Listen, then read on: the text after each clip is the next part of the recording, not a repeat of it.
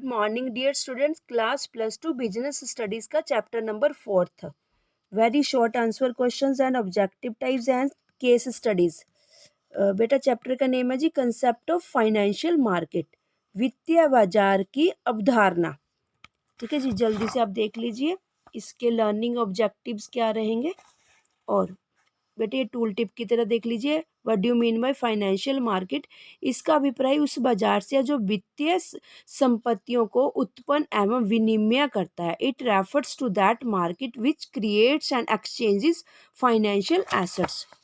Tool kit 2 देखिए बेटा, financial assets इनका अभिप्राय वित्तीय प्रपत्रों यानी कि फाइनेंशियल इंस्ट्रूमेंट्स अथवा सिक्योरिटीज से है, जैसे अंश, ऋण पत्र, खजाना बिल, कमर्शियल पेपर आदि। ठीक है जी, और टूल टिप पर देखिए और कौन से हैं। अब बेटा नहीं, फाइनेंशियल मार्केट का ये टोटल दिखा दिया गया। और बेटा ये सेकंड बुक है आपकी। ठीक है जी, money market, what do you mean by money market. इसका अभिप्राय ऐसे बाजार से है जिसमें अल्पकालीन प्रतिभूतियों से व्यवहार किया जाता है। It refers to that market where transactions in short term securities are made. ठीक है जी, और देखिए टूल 3 आ गया जी 4, zero coupon bond.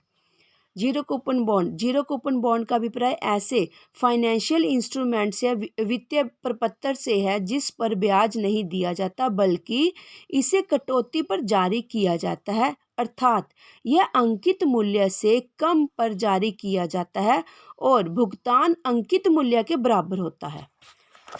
Tool kit 5 देखिए बेटा, फ्लोटेशन कॉस्ट, निर्गमन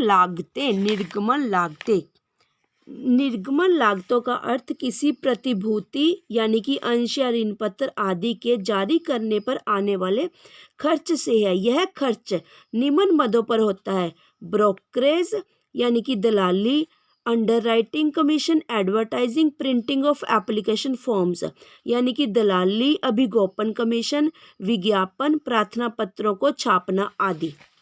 ठीक है जी, ये टूल किट बेटा 5 थी। और टूल किट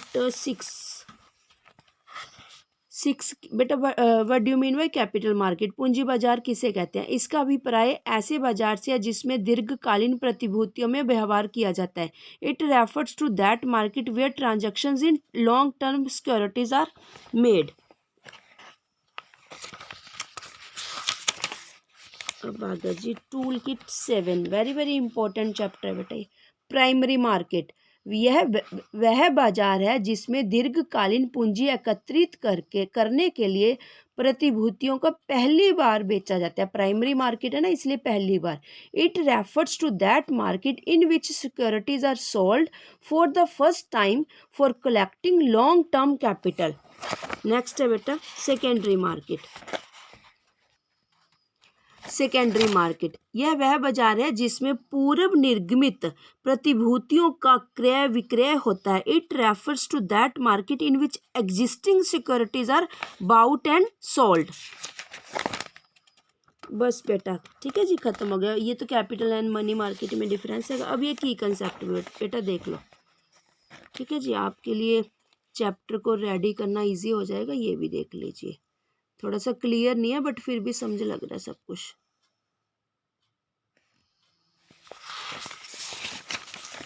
बेटा बस मैंने एक्चुअली वेरी शॉर्ट आंसर अभी स्टार्ट करवाती हूँ आपको। एक बार ये देख लीजिए क्या क्या गिवन है यहाँ पर। ठीक है जी, क्वेश्चन आंसर भी देख लीजिए जल्दी से।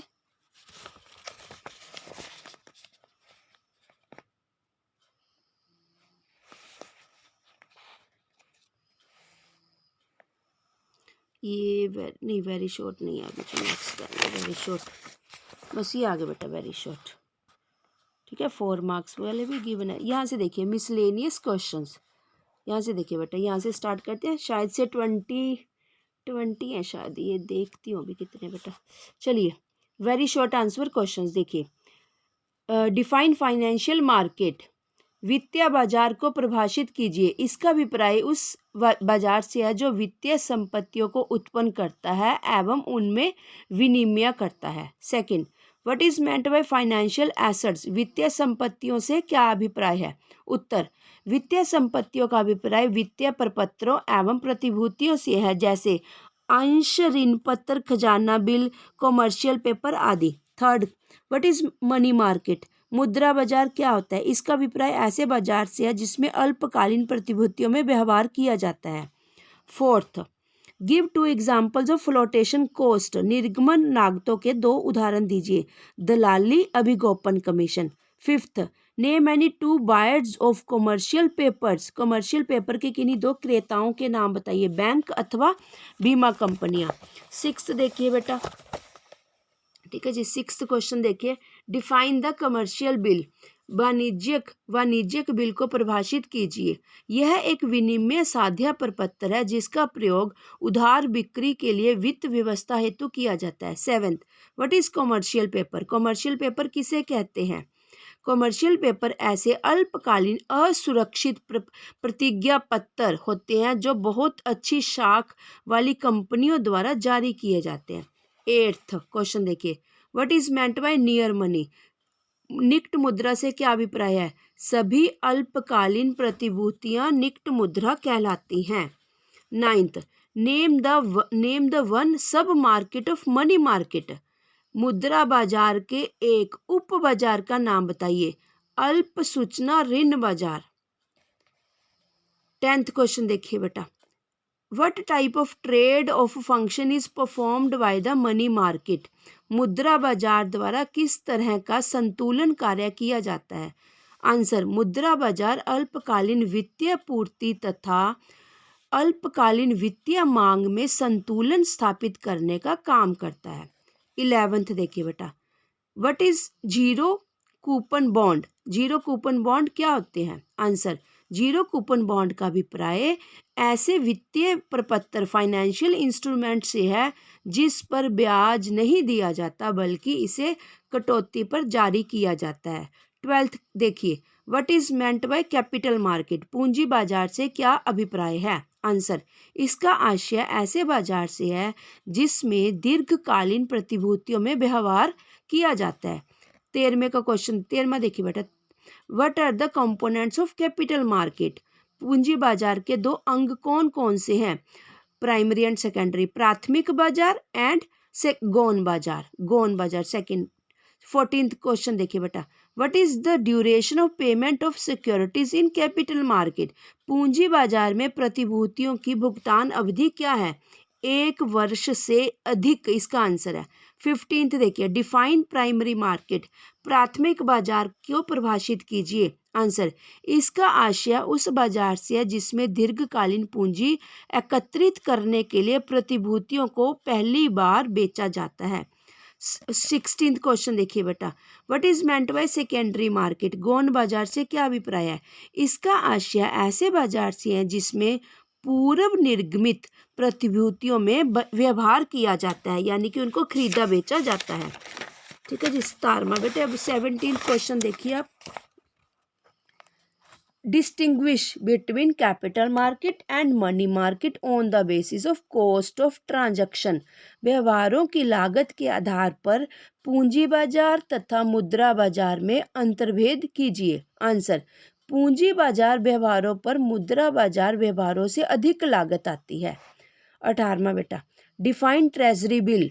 खजाना बिल को परिभाषित कीजिए। उत्तर, खजाना बिल का अभिप्राय ऐसे अल्पकालीन प्रपत्र से है जो केंद्रीय सरकार अपनी, यानी कि सेंट्रल गवर्नमेंट अपनी अल्पकालीन वित्तीय आवश्यकताओं को पूरा करने के उद्देश्य से वित्तीय संस्थाओं अथवा जनता को जारी करती है। बेटा इसी के साथ ही 18 हमारे वेरी शॉर्ट कंप्लीट होते हैं। अब चलते हैं हम 16 टोटल ऑब्जेक्टिव टाइप क्वेश्चंस है बेटा। अभी इसको देखिए, वित्तीय बाजार 16th से यहाँ कितने बेटा 7 है। ठीक है, एक बार देख लीजिए, फिर मैं टिक लगा लूँगी जल्दी से। पहले एक बार आप ऐसे देखिए विदाउट टिक। ठीक है, कई बार आपने अपने आप को सेल्फ टेस्ट करना हो ना, इसलिए टिक बाद में लगाती हूँ बेटा मैं। ठीक है जी, नीचे सभी के आंसर्स हैं, वैसे वो है नहीं यहाँ पर क्वेश्चन। यस बेटा, अब करते हैं जी हम objective type questions, MCQs type कह लीजिए। फर्स्ट देखिए, वित्तीय बाजार वित्तीय संपत्तियों को उत्पन्न एवं विनिमय करता है। सेकंड, डैश मुद्रा बाजार का अंग है, वाणिज्यिक बिल। थर्ड, मुद्रा बाजार में डैश प्रतिभूतियों में व्यवहार किया जाता है, अल्पकालीन, इसका आंसर है। फोर्थ, डैश मुद्रा बाजार प्रलेखों को तैयार बाजार उपलब्ध करवाने के लिए हमेशा तैयार रहता है, discount finance house of India, DFHI, इसका आंसर है बेटा। फिफ्थ, खजाना बिल की अवधि डैश वर्ष से अधिक नहीं हो सकती, 1, इसका आंसर है 1। सिक्स्थ, अल्प सूचना ऋण सर्वाधिक डैश होते हैं, तरल। सेवंथ, एक निवेशक को रुपीज डैश लाख के जमा प्रमाण पत्र लेने आवश्यक होते हैं, 25 लाख के, आंसर है बेटा 25। एट्थ देखिए, डैश पूंजी बाजार का अंग है, प्राथमिक एवं गौण बाजार। नाइन्थ, प्राथमिक बाजार का संबंध डैश निर्गमनों से है, नए, जब नया इशू किया जाता है फर्स्ट टाइम। टेंथ देखिए, गौण बाजार में पूर्व निर्गमित प्रतिभूतियों का क्रय विक्रय किया जाता है। 11th देखिए बेटा, वित्त व्यवस्था का प्रमुख अंग कौन सा है, उपरोक्त सभी, यानी कि वित्तीय बाजार, वित्तीय संस्थाएं, वित्तीय प्रतिभूतियां सभी वित्त व्यवस्था का प्रमुख अंग माना जाता है। 12th देखिए बेटा, निम्न में से वित्तीय संपत्तियों में किसे सम्मिलित किया जाता है, यानी कि उपरोक्त सभी का मतलब है अंश, ऋण पत्र, खजाना बिल, यानी कि सभी को शामिल किया जाता है।